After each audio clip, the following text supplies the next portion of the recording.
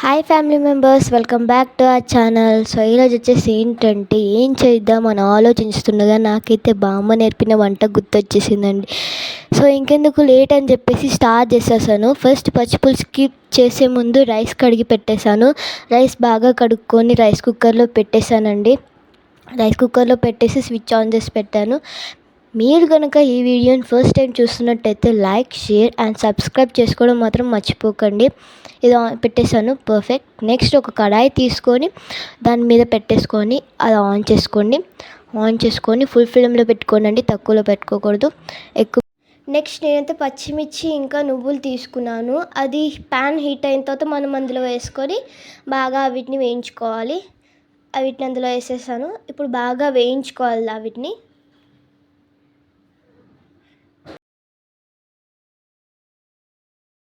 ఇప్పుడు బాగా మిక్స్ చేసుకోవాలి. వీటిని బాగా వేయించుకొని మనం ఒక మిక్సీ జార్ తీసుకొని అందులో మనం వేయించుకున్నవి వేసేసుకోవాలి. తర్వాత మనం అందులోకి పసుపు యాడ్ చేసుకొని మనం మూత పెట్టేసుకోవాలి. ఇంకా గ్రైండ్ చేయాలి దాన్ని బాగా. మరీ సాఫ్ట్గా కాకుండా కొంచెం బరకగా మిక్సీ పట్టుకోవాలి.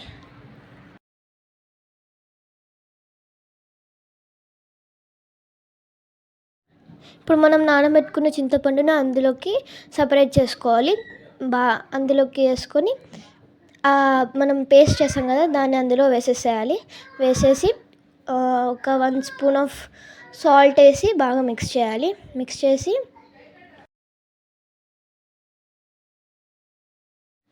మనం కట్ చేసి పెట్టుకున్న ఆనియన్స్, ఎండుమిర్చి, కొత్తిమీర, కరివేపాకు ఇంకా అల్లం పేస్ట్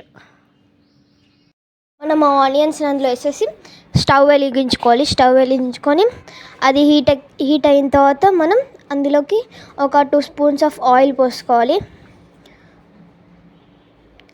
ఆయిల్ హీట్ అవ్వాలి మనకి. బాగా హీట్ అయిన తర్వాత ఆయిల్ హీట్ అయ్యాక మనం ఆయిల్ హీట్ అవ్వడానికి హై ఫ్లేమ్లో పెట్టుకోవాలి.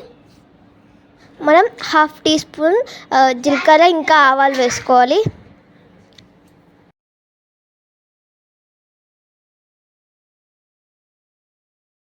ఇప్పుడు అది హీట్ అయింది కదా, దాంట్లోకి ఎండుమిర్చి వేసుకోవాలి. ఎండుమిర్చి, అల్లం వెల్లుల్లి పేస్ట్ ఇంకా మనం కరివేపాకు వేసుకొని బాగా కలుపుకోవాలి. అది అయ్యేదాకా మనం కొద్దిగా పసుపు వేసుకొని మిక్స్ చేసేసుకోవాలి.